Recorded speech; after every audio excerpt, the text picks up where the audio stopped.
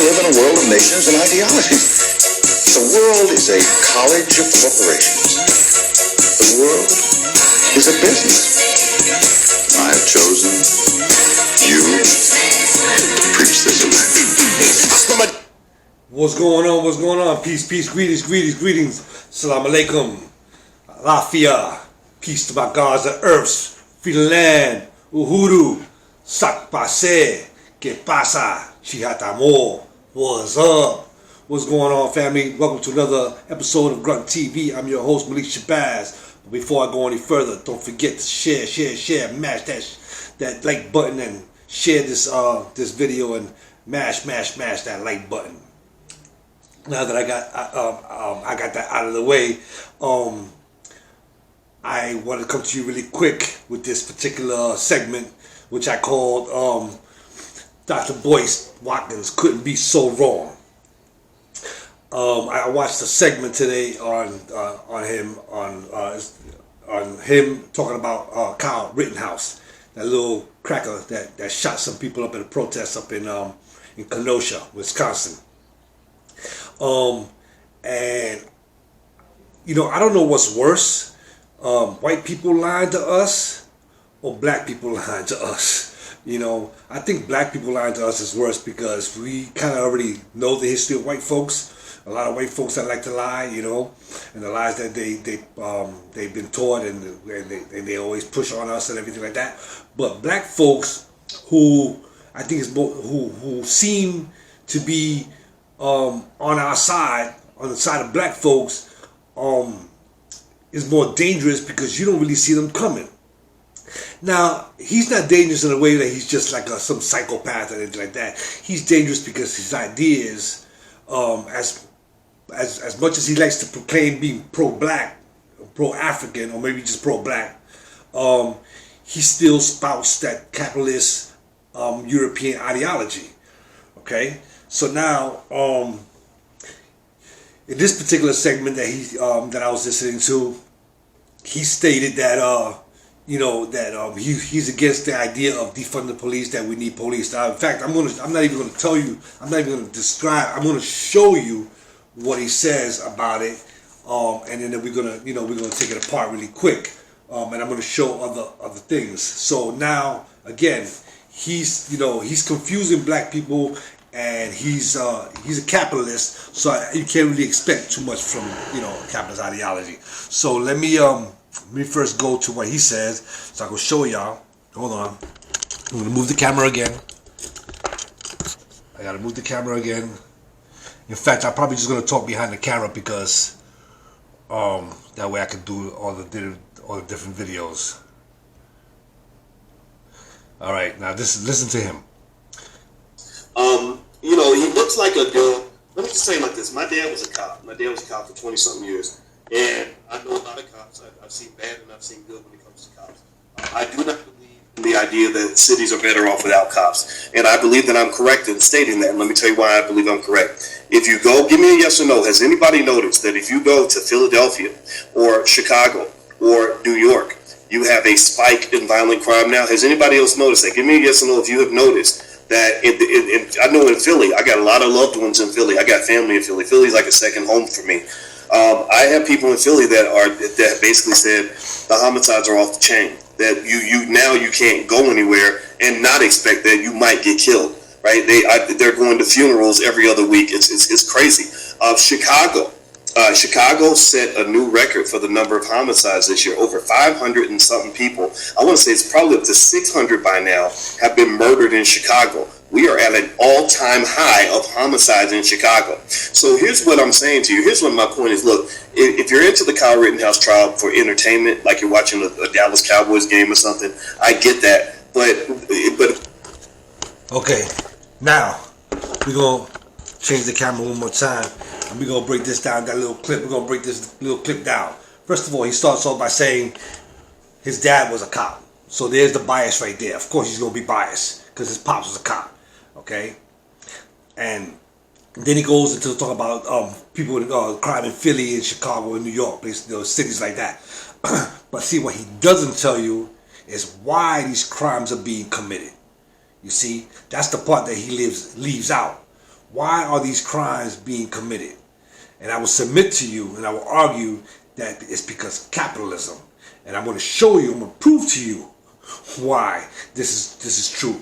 You know, you got white people basically telling us the truth. So now, okay, so again, so he's telling us about crime, but he's not really giving you an explanation why. Okay, now let's just remember one thing. Poverty is a prerequisite for capitalism. Okay, so now what we're going to do is, now we're going to turn to another segment, and this is real deep, so hang with me, stay with me. My apologies. Hold on. Alright, now, hold on. Again, I apologize. I'm going to learn this. I'm going to learn how to switch these screens very soon, but I want y'all to see this because this is deep. Okay, this is deep. Alright, here we go. Now listen to this.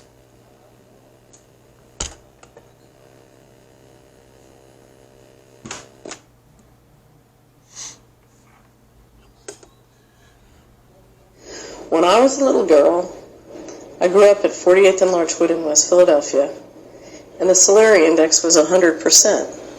The salary index is the index that I use to describe the well-being of a neighborhood. It's the percent of people in a neighborhood who believe that a child can leave their home, go to the nearest place to buy a popsicle, and come home alone safely. It was unthinkable that a child wasn't safe at 48th and Larchwood in West Philadelphia in the 1950s. The salary index was 100%, and the Dow Jones index was probably about 500. Oh, Lord have mercy. Today, it's reversed. The Dow Jones index is very high at about 10,000, and the salary index is at very low in West Philadelphia and very low throughout the United States. And why is that? It's because one of the ways that we've financed the growth of multinational corporations and big banks and the rise of the Dow Jones is by selling narcotics to our children. It's one of the most profitable businesses in America. About a year ago, I gave a speech called How the Money Works in Organized Crime to a wonderful group of people in Philadelphia. They have a conference every year. They go off into the woods for about 3 days and talk about how they can help our culture, our world spiritually evolve. So I gave my presentation on how the money works as organized crime, describing what is arguably the biggest, most profitable industry in the United States today. And towards the end, we were discussing the fact that the Department of Justice estimates that the United States is the leader in laundering organized crime profits of about $500 billion to $1 trillion a year.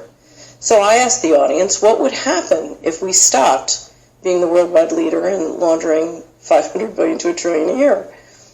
And they said, well, you know, if we stopped, our mutual funds would go down in price, the stock market would crash. I said, well, what else would happen? So they said, well, you know, we might have trouble financing the government deficit because, in fact, the people who control 50 years of accumulated profits, that's a lot of capital that we need to finance our deficit. So I said, okay, well, I'll tell you what, let's pretend there's a big red button right up here in the lectern right in front of me. And if you push that button, you can stop all organized crime in America, and you can stop America laundering $500 billion to $1 trillion of organized crime profits every year. Who here will push the button? And out of 100 people, only one person would push the button.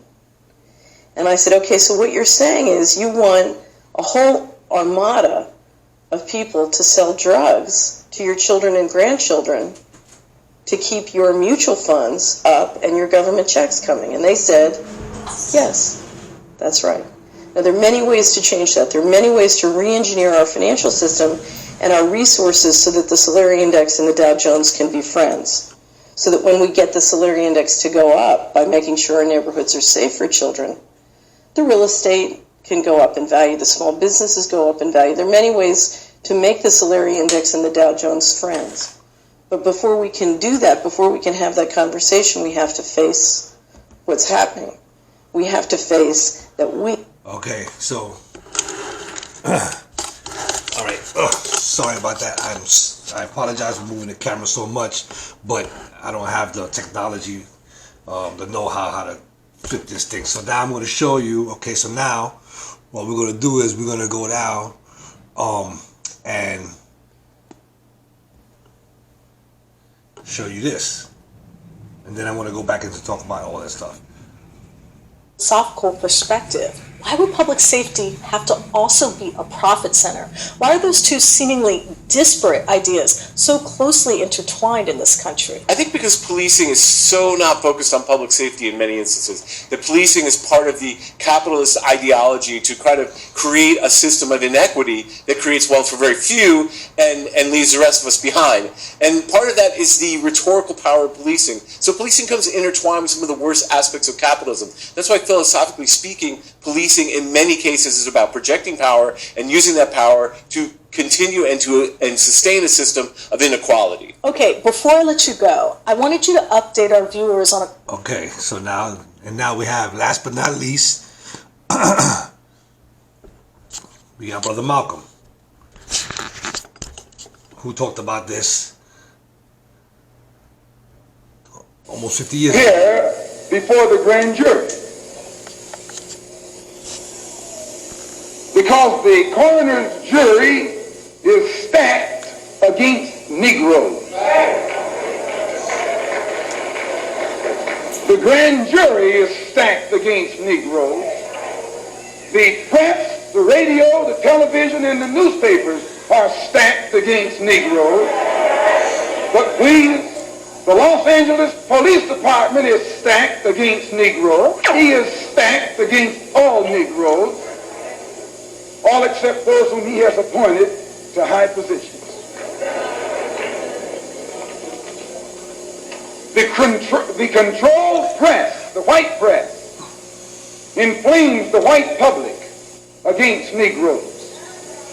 The police are able to use it to paint the Negro community as a criminal element. The police are able to use the press to make the white public think that 90% or 99% of the Negroes in the Negro community are criminals.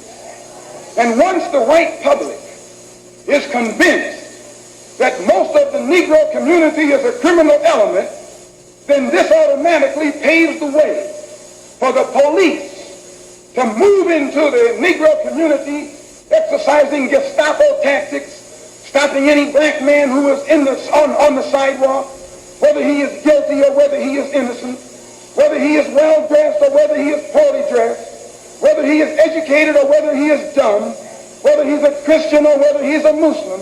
As long as he is black and a member of the Negro community, the white public thinks that the white policeman is justified in going in there and trampling on that man's civil rights and on that man's human rights. Once the police have convinced the white public that the so-called Negro community is a criminal element, they can go in and question, brutalize, murder unarmed, innocent Negroes, and the white public is gullible enough to back them up. This makes the Negro community a police state. This makes the Negro neighborhood a police state. It's the most heavily patrolled. It has more police in it than any other neighborhood, yet it has more crime in it than any other neighborhood. How can you have more cops and more crime? Why? It shows you that the cops must be in cahoots with the criminals. And there you have it. And there you have it. Yes, and there you have it. So Mr. Dr. Boyce Watkins, no, you're dead wrong. You're confusing the people with that capitalist ideology. You heard Stephen Janis from the Police Accountability Report with Ted Graham saying that it's a capitalist ideology. Okay, so no, we don't need police. You know, we don't need police. So if, in fact, you know what? Go to an upper class or even upper class black neighborhood and see how much crime is going on up in there. or upper class white neighborhood and see how much crime is going up on there, like street crime. There's other crimes going on. Don't get it twisted, but street crime, like the way we have in the hood, you won't see that. You know what I'm saying? Because they got money. Now here's a good example. I saw this this series. Damn, you know what? I forget the damn name of it, man. But it's about the Sackler family and pushing that the opioids on small white towns. And this particular series is a 4-part series. It showed that they talked about. They said one thing that was really important when they were having this conversation. Said this was community that for 200 years, they didn't lock their doors. Now today they're locking their doors. Why? Because of opioid crisis. Because now people got hooked on these opioids, and in order for them to get some more, because now they're addicted, they start doing crime. Okay, and just like the Sacker family and the other lady about the civilian index, how basically people don't care. Most those people that she gave that talked to, 99 of them didn't care if the U.S. government sold drugs to our children and our grandchildren, because they don't care. Okay, because it's about money and it's about control. You know, and one thing about capitalism is that capitalism is a system that cannot provide for every citizen. So you're going to have what they call a surplus of work in the workforce. So when you don't have jobs for millions of people, what do? Throw them in jail, put them in prison, and they make money off of them on prisons, like we're doing now. You see? So no, again, let me go to my look. And let me just point this out. I pointed this out before. I'm gonna say it again. You know, and I'm gonna do my best. Hopefully, you know, with this COVID shit, you know, hopefully it'll ease up to a point where I can start traveling. Because you know, now they're talking about you got to get a shot. You want to travel? I ain't doing that. So, but there's a place called Palenque in Colombia. It's an all-black town. It was founded by former enslaved Africans. And now, eventually it got really big. So now it's a regular small black town. And you know what? It ain't got no police. An all black town with no police. So don't tell me it can't be done. So when Dr. Boyce Watkins says that we need police because crime is going up, he's not telling you why it's going up. And he's also biased because his dad was a cop. Do I say that every single police is bad? No. And in the political accountability report, Taya Graham says that. She said it's not focusing on individual cops who do wrong, who commit crime against citizens by murdering them and setting them up and stuff like that. It's about a system that allows them to get away with stuff like that. You know, where a town in Oklahoma, the majority of their income for the budget comes from writing tickets. So they're actually just pulling people over just to give them a ticket so they can collect revenue. And then he's gonna go up there and talk about we need police. We don't need no motherfucking police. Alright? We don't need no motherfucking police. What we need is justice. And what we need is the destruction and total elimination of capitalism. Okay? Because you don't have people think that it's like this everywhere in the world. You got places that the crime is so freaking low that you only need like 3 or 4 police officers. That's really just to like probably just break up fights or domestic stuff. You know? I guarantee you, if you take a community and you infuse in that community services, medical, social, stuff for children to do, excellent education with schools with, updated with computers and everything, and the parents, making a decent living, where they can actually probably even go on vacation once a year. I guarantee you won't see all this crime. Because that crime in those white neighborhoods, in those poor mining community, those mining white communities, they didn't lock their doors for 200 years. You know, and it didn't start until the damn drugs came in. Crack, we already know. You know, we already know. It was already exposed that the CIA brought cocaine into Los Angeles. You know, we know this already. This information is out there already. This ain't nothing new. It's not conspiracy. This is public information. We know this already. You know, we know this already. So for him to be telling black folks, you know, he starts this his podcast said this is for intelligent black folks. Well, if he's telling intelligent black folks this lie, I hope they push it back on this, or they just going along just because it sound good or because he's black.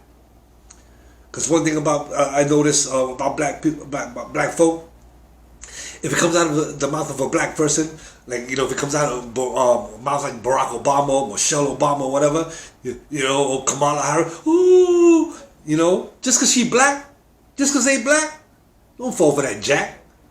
That shit is whack. Yo, I'm telling you, man, this is crazy because, you know, again, you know, and this whole thing, you know, about Kyle Rittenhouse, like, fuck that cracker, you know. But there's a lesson in this, you know. I don't give a fuck if he goes to jail or not, but there's a lesson that we already see that the state, and this is nothing new again, when the state collaborates with vigilantes. This ain't nothing new. How you think? Look at how the state collaborated with mobsters and vigilantes during the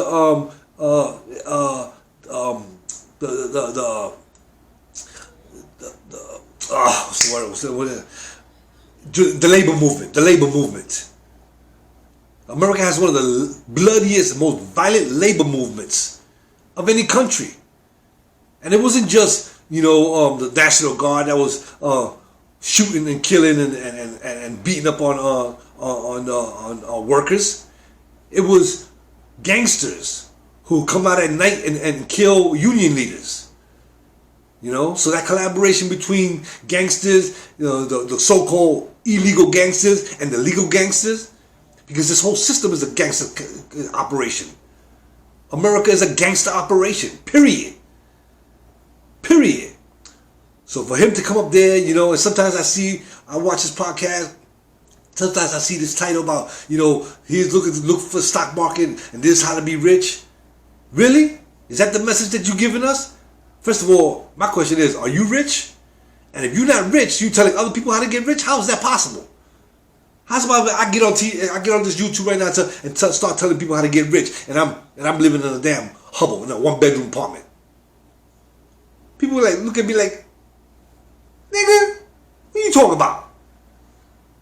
You're not even rich. How you gonna tell me how to get rich? And in reality, that's the least of our problem. Yeah, we need economics. We need money. I ain't trying to say we don't need no damn money. But what we need to be doing is trying to develop a parallel economic system in our communities. You know, a parallel economic system. So when this thing gets really, really bad, we can survive the massive crash. And not only just survive it, but we want to be able to teach other people that we can live a different way. So again, you know, don't listen to, listen to what Che Guevara said. Capitalism turns men into wolves. So don't listen to Dr. Boyce, Watkins and all that nonsense about, you know, we don't need no police and this and that. And because look at all the crime. Why is the crime going on? I already showed you why the crime is going on in those other clips. Malcolm already told you why crime is going on. Because the police are in cahoots with the criminals. Stephen Janis from the Political Accountability Report told you why crime is going on. Because it's a capitalist ideology. You know, the other lady told you about the Serenity Index. She told you why crime is going on. So go ahead and you listen to these damn clowns. If you want to. Again, I always sign off with saying the same thing. Solutions. Read. Study. Use the internet to get the positive stuff. You know, get a book, study groups, you know, join an organization. If you're not part of an organization, you're part of the problem. Because this is not an individual thing. This is people being together, working together. So we need to create parallel economic systems. We need to create a parallel feeding system to feed ourselves. You know, so that's what we got to do. So that's the thing that we got to do. This thing that we're working on in the organizations that I'm with. You know what I'm saying? So I'm going to be talking about some of the upcoming events coming up here in South Florida for Kwanzaa. I'll be talking about that in the next couple of as we get closer to Kwanzaa. I'm going to do a little video on that so I can get some people to come out and support this movement. Because everything I'm telling you right now is what I'm doing as an individual, but part of an organization. Okay, I'm part of two organizations right now. Okay, I'm part of INCOBRA, the National Coalition of Blacks for Reparations in America. I'm the male co-chair of the Florida chapter. I'm also the co-chair of Kwanzaa 365 Live, and I'm also a soldier in the Republic of New Africa, the Black Legionnaires. So again, don't listen to these black folks; they're just confusing you. And what we need to do is crush capitalism and create our own shit.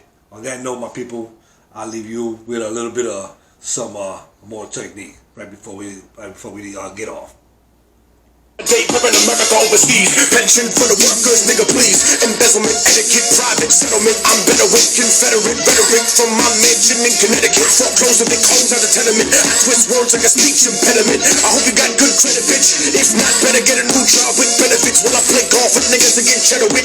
New money buys brand new carrots. My old money bunch of great grandparents. You got grills in your mouth, I ain't mad at ya. I own every gold mine in South Africa. Thanks, baby, you made me a billion. Plus I own a building. But each one of my children. That's the shit. Smoke coke in the whip, Miss USA sucking my dick. Yeah, what? Fuck the law, cause real jail is for suckers. I go to country club prison, you dumb motherfuckers.